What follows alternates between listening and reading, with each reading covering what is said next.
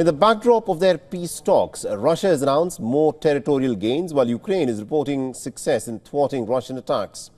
Now, according to Russia's defense ministry, the Russian forces have taken control of a settlement in Donetsk and another one in Zaporizhzhia, while attacks are ongoing on Ukrainian targets, including military airports, drone control stations and ammunition depot.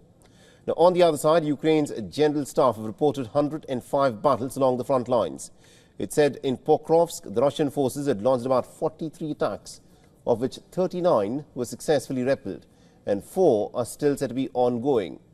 Now, Sumy and Kharkiv have also reportedly faced shelling. Meanwhile, a temporary 30-day energy ceasefire is now in effect. Russia and the United States have agreed to spare the key energy infrastructure, including oil refineries, gas pipelines, power stations and nuclear facilities. Now, this ceasefire could be extended or terminated if violated. In a separate development, both countries have agreed to revive the Black Sea initiative, but only if sanctions on Russia's agricultural trade are eased. And this would include removing restrictions on Russia's food and fertilizer exports.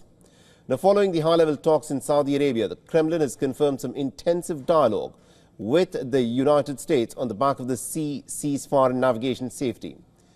In some other news, the U.S. Director of National Intelligence, Tulsi Gabbard, called China, Russia, Iran and North Korea the top security challenges for the United States.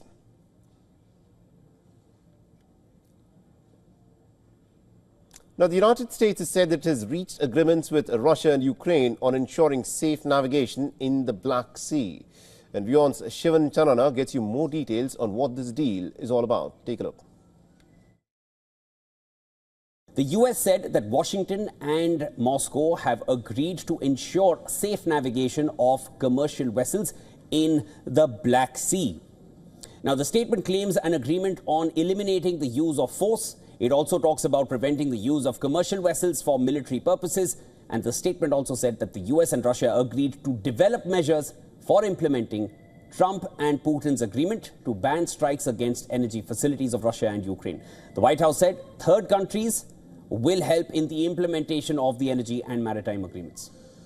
The Kremlin has said that the deal would come into force after a series of conditions were met, including the lifting of restrictions on State Agricultural Bank and other financial organizations involved in ensuring international trade in food and fertilizers. It also wants to restore these institutions' connections to SWIFT international payment systems, and Russians have also demanded the removal of restrictions imposed on trade finance operations and the removal of sanctions imposed on companies producing and exporting food and fertilizers. Now, they also want removal of sanctions against ships flying the flag of Russia that are transferring food and fertilizers.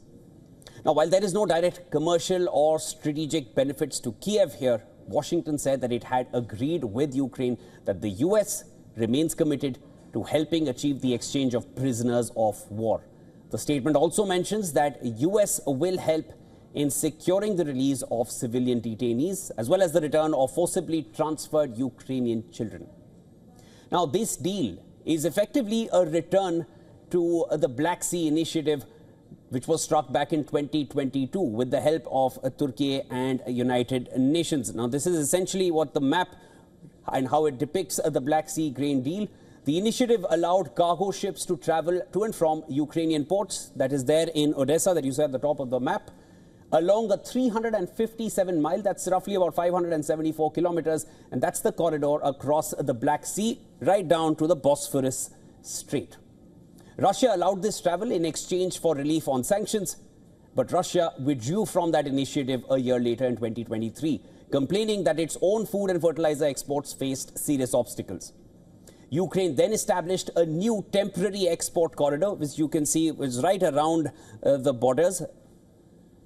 And this was the temporary export corridor which hugged the western coastline. For all the latest news, download the WION app and subscribe to our YouTube channel.